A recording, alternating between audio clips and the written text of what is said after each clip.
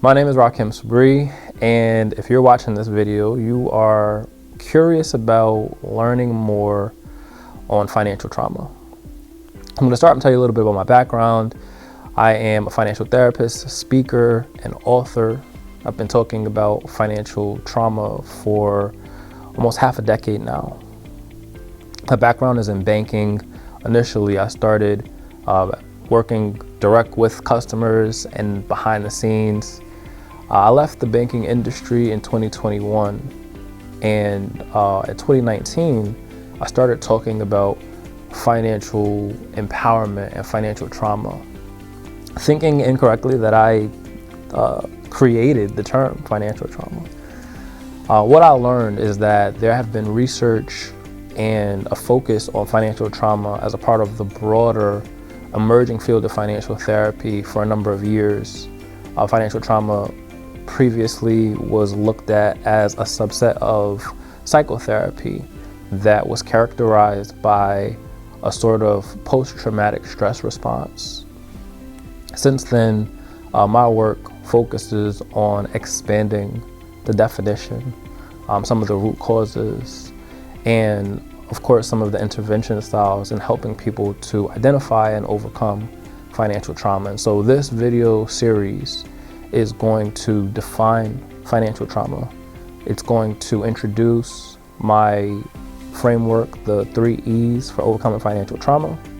It's going to talk about the roots of financial trauma as I have observed, experienced, and researched. And then we're going to walk through some ways to help you overcome financial trauma. And so that is the name of my community. That is the name of my book, Overcoming Financial Trauma, where the goal here is to introduce you to what financial trauma is if you've never heard it before, give you the vocabulary to navigate what financial trauma is, and then ultimately give you the tools to take action in overcoming that financial trauma. So we'll get started now. I'm going to introduce you to the 3E framework, and the 3 E's stand for exposure, education, and execution.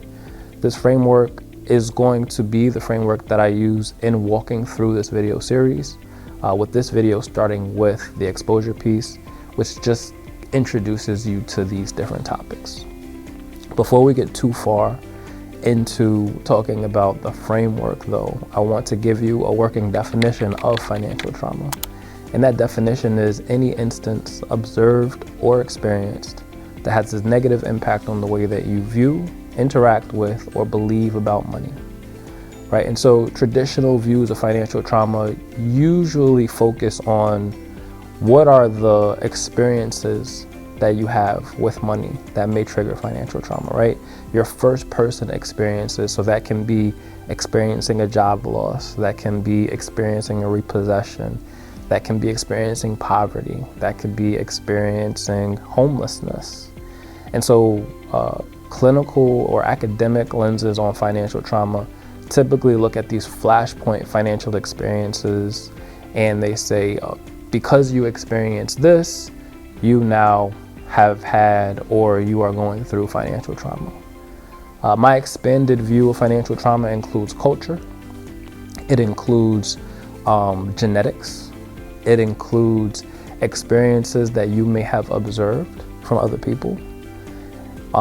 And so when we look at financial trauma from this expanded lens, not only does it widen the pool of people who are eligible or capable of experiencing financial trauma, but it also widens the pool of how we can approach helping people heal from financial trauma, right?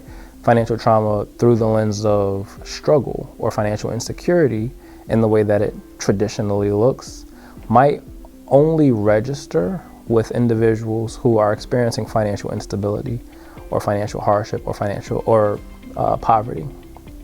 Individuals with this expanded definition who have a high income and who have removed themselves from poverty or who have never experienced poverty may not be able to identify with financial trauma unless we include this expanded definition. So I've identified 6 sources of financial trauma that I like to focus on. The 6 sources are genetic and or generational trauma, vicarious or observable trauma, workplace or employment trauma, institutional or systemic trauma, familial, societal, or religious trauma, poverty or financial instability. So those are the 6 sources of financial trauma, and I'll go through each one with some examples. But when we look at the 3E framework, the exposure, the education, the execution, in this exposure phase, it's important for us to be able to identify those 6 sources of financial trauma so that we can then speak to how do we overcome the financial trauma that we might be experiencing.